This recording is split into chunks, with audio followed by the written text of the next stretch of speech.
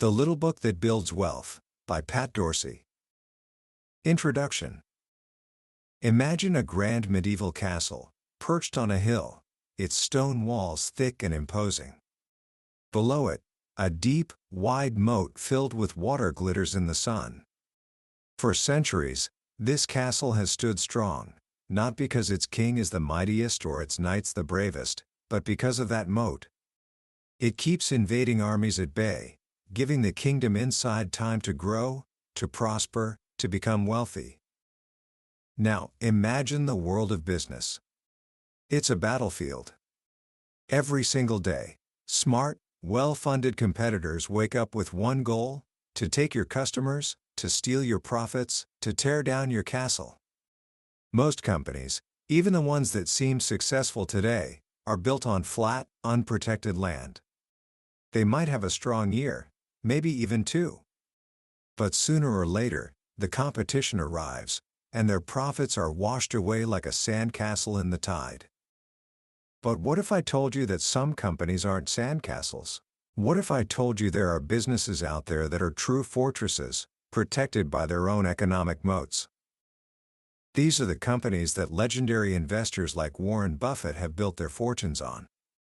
And for decades, the secret to identifying them was a kind of dark art, a gut feeling held by a few geniuses. But then came a man named Pat Dorsey. As the head of stock research for Morningstar, one of the world's most respected investment research firms, Dorsey and his team did something remarkable. They took this simple, powerful idea of a moat and turned it into a science.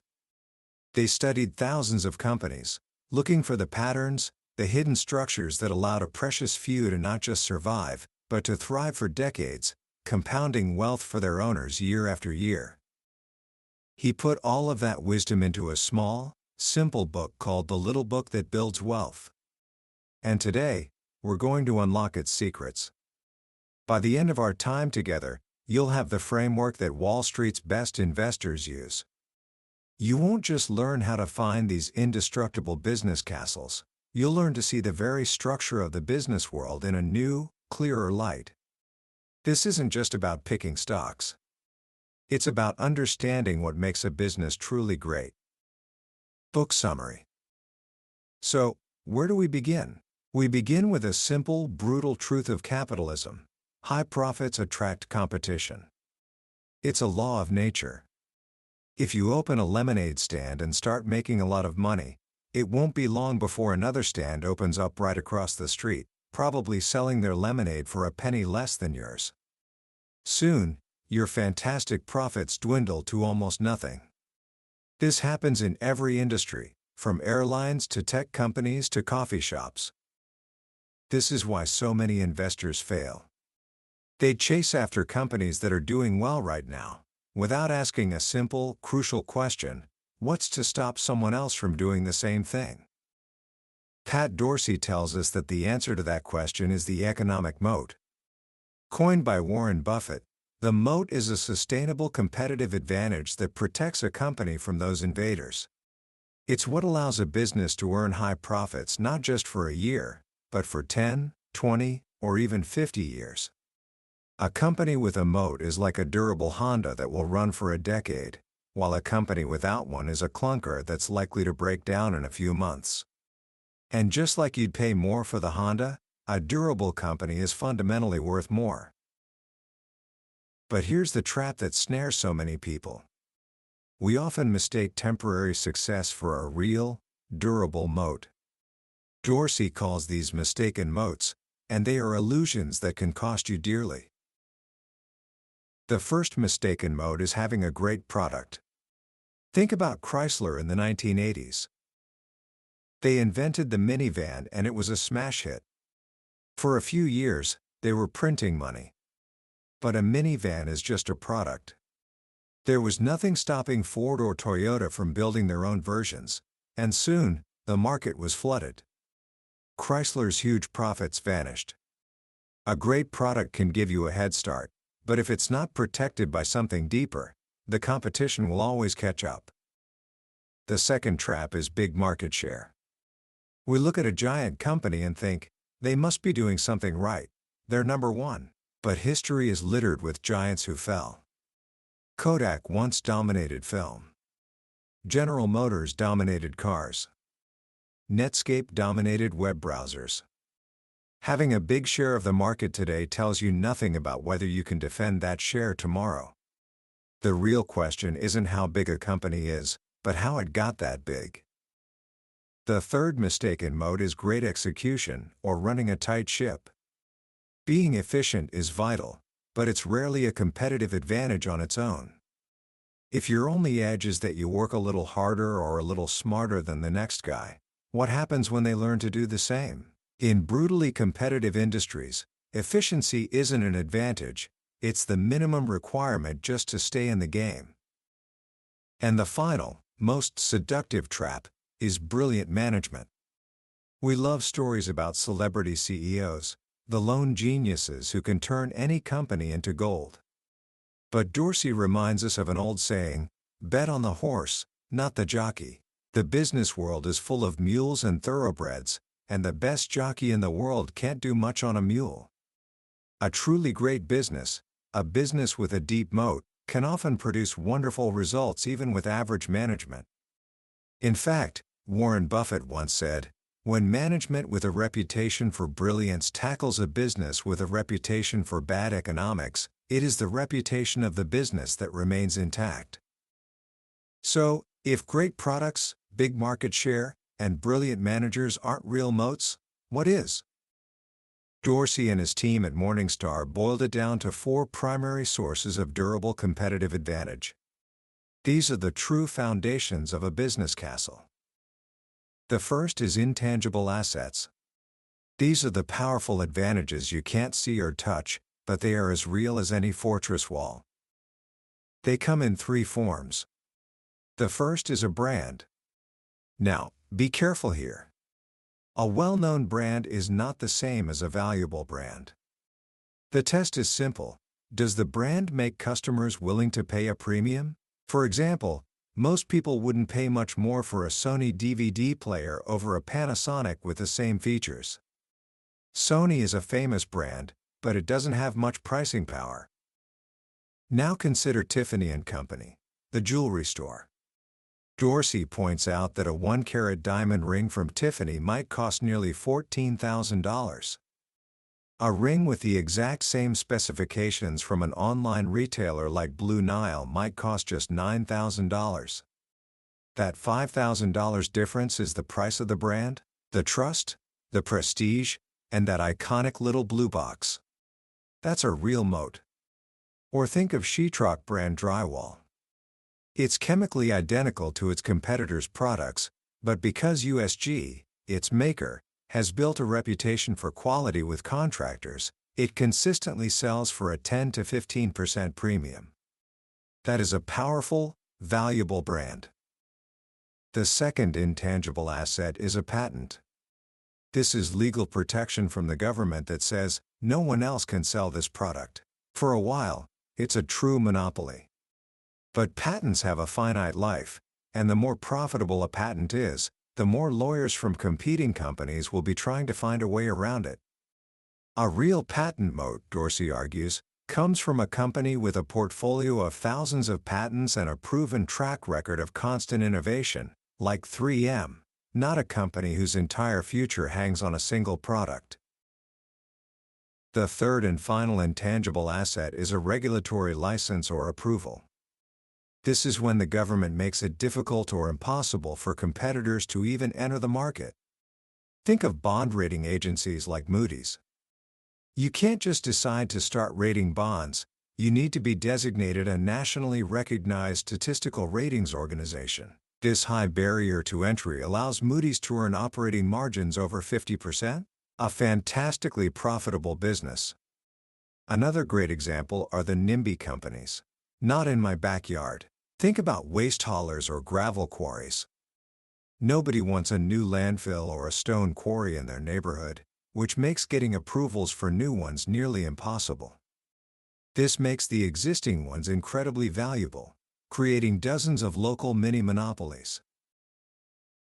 That's our first moat, intangible assets. The invisible walls. The second great moat is switching costs.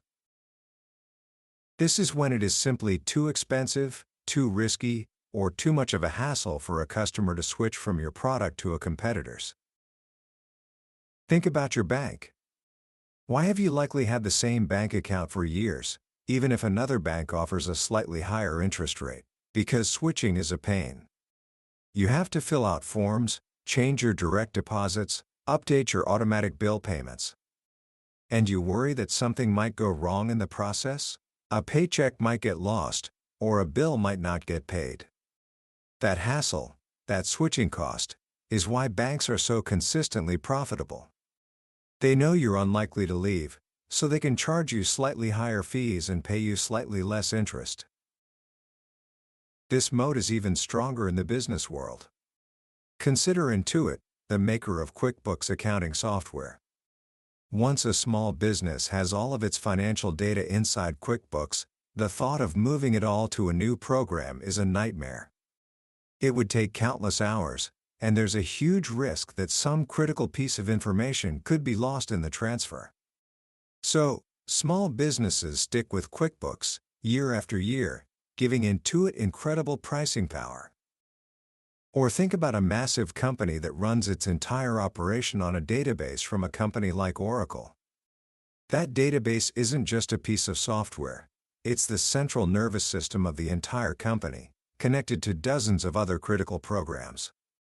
Ripping it out and replacing it would be like performing corporate open-heart surgery. It's incredibly risky and expensive. So, they don't. It even applies to engineers.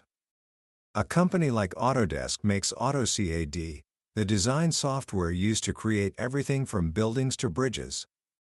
Most engineers learn AutoCAD in college. When they get a job, their employer has zero interest in retraining them on a new, unfamiliar program, because of the lost time and productivity that would involve. The switching cost isn't on the company, it's embedded in the skills of its employees. The third moat is perhaps the most powerful of all, the network effect. This is a special kind of moat where the value of a product or service increases for every new person who uses it. Think about the first person who ever owned a telephone. It was a useless toy. Who could they call? But when a second person got a telephone, the device suddenly had value.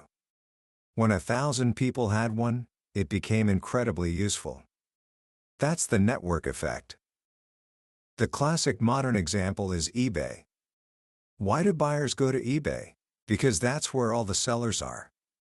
And why do sellers go to eBay? Because that's where all the buyers are. It's a self-reinforcing circle. A new competitor could launch an auction site tomorrow with zero fees, and it would likely fail. Why? Because without a massive network of buyers and sellers from day one, it offers no value. This is why network-based businesses tend to become natural monopolies or oligopolies. Of networks, as one economist put it, there will be few. Look at credit cards. There are really only 4 major networks: Visa, MasterCard, American Express, and Discover. The more stores that accept your American Express card, the more valuable it is to you. And the more cardholders there are, the more essential it is for stores to accept it. This moat creates incredible economics. Dorsey shows us that as you add nodes to a network, say, Western Union locations, the number of potential connections between them grows exponentially. A company might double its physical investment, but the value of its network can increase tenfold. That's a powerful advantage that is almost impossible for a competitor to replicate. And finally, we come to the fourth great moat, a cost advantage. This is when a company can produce a product or deliver a service at a sustainably lower cost than its rivals. This allows them to either undercut competitors on price and win market share, or sell at the same price and enjoy much higher profit margins. Dorsey breaks this down into a few types. One is a superior process. For years, Dell had a huge cost advantage in the PC market because it sold directly to consumers and built computers to order, keeping its inventory razor thin. Its competitors, like IBM and Compaq, were stuck with their expensive networks of resellers and retailers. To copy Dell, they would have had to destroy their existing businesses. Southwest Airlines did the same thing in a different industry. By flying only one type of plane, the Boeing 737, using less congested secondary airports, and getting planes back in the air faster, they achieved a cost structure the big legacy airlines could never match. Another source of cost advantage is a superior location, especially for products that are heavy and cheap. A gravel quarry that is located just 5 miles from a major construction zone has an enormous, permanent cost advantage over a quarry that is 50 miles away, simply because of transportation costs. That location advantage creates a local mini-monopoly. And sometimes, a company has access to a unique asset that no one else has. Dorsey mentions a company called Aracruz Cellulose in Brazil, which is the world's lowest cost producer of paper pulp. Why? Because the eucalyptus trees they use for pulp grow faster in Brazil's climate than anywhere else on Earth, maturing in just 7 years, compared to 20 years or more in North America. Their raw material literally grows back 3 times faster than their competitors. That's a cost advantage you can't replicate. The final and most famous cost advantage is scale. This is when being bigger really is better. But Dorsey makes a crucial distinction. What matters isn't a company's absolute size, but its size relative to its rivals in a specific market. A company like UPS has a massive scale advantage in ground delivery. Because its trucks are already driving down almost every street in America, the cost of adding one more package to a truck is almost zero. A new competitor would have to build out a similar, incredibly expensive network and operate at a huge loss for years just to try and compete. Scale can also come from dominating a small niche. Graco is a small company that makes high-end industrial pumps and paint sprayers. The total market isn't big enough to attract a giant competitor, allowing Graco to dominate its small pond and earn incredible profits. They are the big fish in a small pond, which is often much more profitable than being a small fish in the ocean. So those are the 4 moats: intangible assets, switching costs, the network effect, and cost advantages. Once you understand this framework, the next step is to become a moat detective. When you look at a company, your first question should be, does it show a history of high profitability? Pat Dorsey suggests looking at metrics like return on equity or return on invested capital. These numbers tell you how good a company is at turning investors' money into more money. A track record of consistently high returns is the first clue that a moat might exist. But that's only step 1. Step 2 is to figure out why. You must be able to identify which of the 4 moats is protecting the business. If you can't, then those high profits might just be luck, and luck eventually runs out. The final, crucial step is valuation. Finding a great company with a wide moat isn't enough. You have to buy it at a reasonable price. Even the best castle in the world can be a terrible investment if you pay too much for it. A company's stock price is driven by 2 things: the actual performance of the business, what Dorsey calls the investment return, and the changing opinions and emotions of other investors, the speculative return. By focusing on great businesses and buying them only when they are trading for less than they're worth, you are tying your success to something you can analyze, the business, and protecting yourself from something you can't predict, the whims of the market. And what if things go wrong?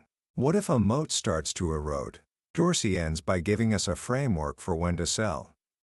You don't sell because the stock price went down. You sell for one of 4 reasons. You realize you made a mistake in your original analysis. The business has fundamentally changed for the worse and its moat is shrinking. You found a much better place to put your money, or the stock has become such a large part of your portfolio that it makes sense to trim it back for safety. The decision is always based on the business, not the noise. Commentary. When you finish Pat Dorsey's little book, you realize that it's not just a book about investing. It's a book about clarity. In a world that is constantly screaming at you about the next hot trend, the latest market forecast, or this quarter's earnings surprise, this book is a quiet, steady voice that tells you to ignore all of that. To focus on what truly matters. The power of the economic moat framework is its timeless simplicity. Technology will change, consumer tastes will shift, and economies will cycle from boom to bust. But the fundamental structures that protect a great business, the deep customer loyalty from a trusted brand, the high hassle of switching to a new supplier, the self-reinforcing power of a network, and the crushing advantage of lower costs, these things endure. What I love most about this book is how it empowers you. It turns you from a passive consumer of financial news into an active, critical thinker. It gives you a lens through which to view the entire business world. So here are a couple of simple things you can do, right now, to start using these ideas. First, pick a company you know and love. It could be Apple, or Nike, or Starbucks, or even your favorite video game company. Now, using Dorsey's framework, try to identify its primary moat. Is it the brand? Is it the switching costs of being locked into its ecosystem? Is there a network effect? Just going through this simple exercise will start to train your mind to see businesses, not just products. Second, do the opposite. The next time you see a company struggling in the headlines, ask yourself why. Does it lack a moat? Is it in a brutally competitive industry where no one can ever truly win? Or, perhaps more interestingly, did it once have a moat that is now eroding? Is new technology breaking down its walls? This way of thinking helps you understand not just success, but failure, which is just as important. Ultimately, the little book that builds wealth teaches us that successful long-term investing isn't about complex algorithms or risky speculation. It's about something much more profound. It's about becoming a part owner in a handful of truly wonderful businesses, having the patience to buy them when they're offered at a fair price, and then letting them do the heavy lifting of compounding your wealth for you over time. It's a strategy that is simple, but not easy. It requires patience, discipline, and a focus on the long term, qualities that are rare in today's world, and therefore, more valuable than ever. That was a summary of The Little Book That Builds Wealth by Pat Dorsey. We certainly covered the main ideas today, but a summary is like looking at a photograph of a great work of art. You can see the outline, but you miss the texture, the depth, and the little details that make it a masterpiece. The real wisdom in this book comes from the dozens of stories and examples that bring these ideas to life. If any of the concepts we've discussed today, the castles, the moats, the mistaken illusions, have sparked your curiosity, I truly encourage you to pick up a copy. Reading it isn't just an education, it's like getting a personal mentorship from one of the clearest thinkers in the investing world. You can find a link to the book in the description below. Also, if you found this journey valuable and want to continue exploring the ideas that have shaped the world's most successful people, please take a moment to subscribe and perhaps leave a comment. It helps us continue to bring these powerful books to life. Let's keep learning and growing together.